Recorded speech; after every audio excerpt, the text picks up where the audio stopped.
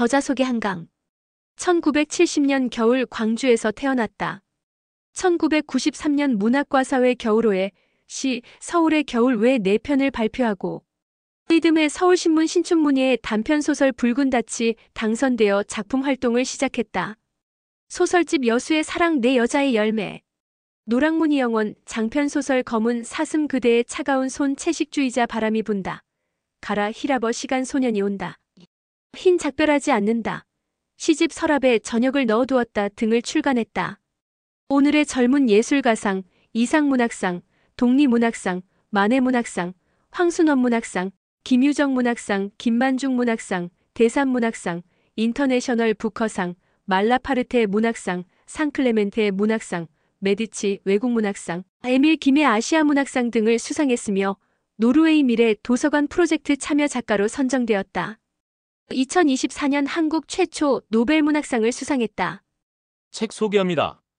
마침내 우리 곁에 당도한 봄, 깨어나는 연두빛 생명의 경이. 한강의 소설은 언제나 마음 깊은 곳을 두드리는 힘이 있습니다. 빛과 시를 처음 펼쳤을 때 그 첫 장면이 얼마나 담담하면서도 강렬했는지 잊히질 않아요. 아득히 멀고도 어두운 공간 속에서 신락같이 이어지는 빛을 바라보는 느낌이랄까요. 이 작품에서 주인공들은 각자 다른 아픔과 결핍을 가진 채 서로를 만나고 그 안에서 자신만의 빛과 시를 만들어 나갑니다. 그 이야기는 다른 시대와 배경을 가진 두 여성의 이야기로 시작됩니다. 한 인물은 과거가 지닌 상처를 안고 살아가며 다른 인물은 그 상처의 맥락에서 비롯된 혼란과 외로움 속에 있죠. 두 인물은 서로를 통해 자신의 이야기를 마주보게 되고 명확하지 않았던 진실과 화해를 직면하면서 조금씩 변해갑니다. 마치 얇은 실 자락을 붙들고 서서히 자신의 삶의 망을 짜내는 모습 같습니다. 한강은 삶의 고통과 아름다움을 교차시키는 방식으로 이야기를 이끌며 두 인물이 만나게 되는 순간들에 묘한 긴장과 감동을 불어넣습니다. 특히 이 책에서 빛과 실이라는 상징이 던지는 메시지가 인상적인데요. 빛은 희미하게라도 항상 존재하는 희망과 치유의 가능성을 의미하고, 실은 그러한 가능성을 붙들고 살아가려는 인간의 유대와 연결의 실마리처럼 느껴집니다. 작가는 마치 일상 속 보이지 않는 실을 손으로 더듬어 찾듯 각 인물들이 상처를 통해 성장하고 다시 살아가는 모습을 섬세하게 짚어냅니다. 이 작품은 우리가 가진 고독과 불안, 그리고 그것을 넘어 사랑과 복원의 방향으로 나아가고자 하는 의지를 보여줍니다. 이 책은 누군가의 이야기가 결국 나의 이야기가 될 수 있다는 큰 화두를 던집니다. 고통스러운 경험들이 낯설기만 한 것이 아니라 우리도 모르는 사이 서로 얽히고 영향을 주고받고 있음을 보여줍니다. 그렇기에 누군가와 연결되어 있다는 감각은 이 책을 읽는 내내 이어지는 따뜻한 메시지로 자리 잡아요. 또한 개인의 내면 여행과 치유 과정을 통해 우리가 결국 어떤 존재가 될 수 있는가에 대해 질문을 던지기도 합니다.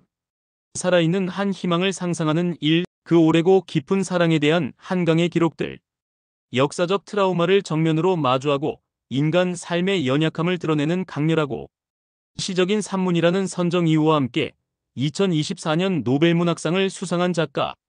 한강의 신작 빛과 실 2025이 문학과지성사 산문 시리즈 문지, 에크리의 9번째 책으로 출간되었다. 노벨문학상 수상 강연문 빛과 실 2024를 포함해 미발표 시와 산문, 그리고 작가가 자신의 온전한 최초의 집으로 북향방과 정원을 얻고서 써낸 일기까지 총 12꼭지의 글이 역시 작가가 기록한 사진들과 함께 묶였다. 30년 넘게 쓰는 사람의 정체성으로 세계는 왜 이토록 폭력적이고 고통스러운가? 동시에 세계는 어떻게 이렇게 아름다운가? 라는 두 질문 사이의 긴장과 내적 투쟁을 글쓰기의 동력으로 삼아온 작가가 그 숱한 질문들 속 가장 깊은 겹이 언제나 사랑을 향하고 있던 게 아닐까? 그것이 바로 내 삶의 가장 오래고 근원적인 배움 29쪽이 아닐까 묻고 답하기까지 시차를 두고 쓰인 시와 산문, 일기와 사진이 새롭게 제자리를 잡았다. 북향의 사람 북향방으로 읽고 쓰는 동안 종일빛이 들지 않는 정원의 음지에서도 견뎌내는 식물들의 뿌리를 내리고 탁상용 거울 여러 개의 방향을 옮겨가며 햇빛을 붙드는 작가의 작고도 간절한 일상을 따라 읽다 보면 자연스럽게 다음의 구절이 떠오른다. 이 행성에 깃들인 사람들과 생명체들의 1인칭을 끈질기게 상상하는 끝끝내 우리를 연결하는 언어를 다루는 문학에는 필연적으로 체온이 깃들어 있습니다. 글쓰기가 나를 밀고 생명 쪽으로 갔을 뿐이다라고 작가는 말했다. 책장을 넘기면 흑면과 백면이 교차하며 맞닿은 글과 이미지가 서로에게 스미고 또 끌어당기며 작가의 방과 정원에 깃드는 빛과 그림자를 이어지는 작가의 낮과 밤을 읽는 이로 하여금 좁게 만든다.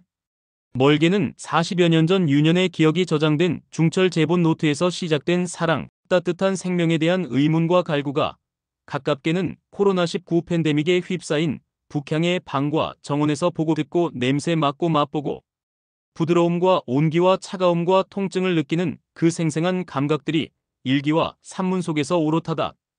햇빛이 잎사귀들을 통과할 때 생겨나는 투명한 연두빛이 있다. 그걸 볼 때마다 내가 느끼는 특유의 감각이 있다. 식물과 공생해온 인간의 유전자에 새겨진 것이리라 짐작되는 거의 근원적이라고 느껴지는 기쁨의 감각이다. 여기 시적인 산문이란 한강의 언어가 경계 없는 글쓰기라는 형식과 만났을 때 비로소 우리가 마주하게 된 세계는 생명의 경의와 눈부신 빛으로 가득하다. 목차. 빛과 실, 가장 어두운 밤에도 출간 후에 작은 찻잔, 코트와 나, 북향방, 고통에 대한 명상, 소리들, 아주 작은 눈송이, 북향 정원, 정원 일기, 더 살아낸 뒤 책 속으로 들어갑니다. 필메라는 존재로서 따뜻한 피가 흐르는 몸을 가진 내가 느끼는 그 생생한 감각들을 전류처럼 문장들에 불어넣으려 하고 그 전류가 읽는 사람들에게 전달되는 것을 느낄 때면 놀라고 감동한다.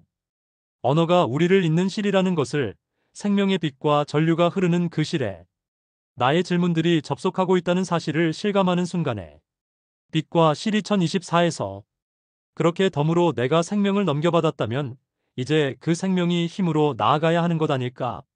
생명을 말하는 것들을 생명을 가진 동안 써야 하는 것 아닐까?